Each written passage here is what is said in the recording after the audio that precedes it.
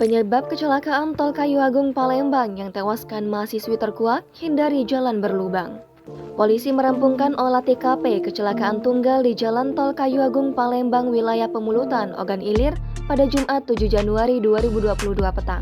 Kapolres Ogan Ilir AKBP Yusantio Sandi melalui Kasat Lantas AKP Muhammad Alkam menerangkan kecelakaan tunggal menimpa mobil Honda Brio dengan plat nomor BG 1649 KF. Menurut Alka, kendaraan melaju dengan kecepatan tinggi, namun tak dijelaskan detail berapa kilometer per jam. Kendaraan hilang kendali lalu oleng ke kanan dan menabrak median pembatas jalan. Akibat benturan yang keras, pengemudi terlempar dari dalam mobil.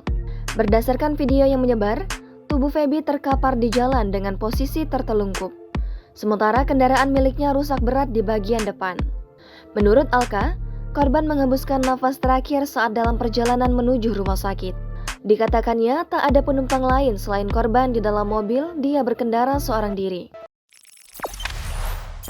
Jangan lupa subscribe, share, komen, dan like ya.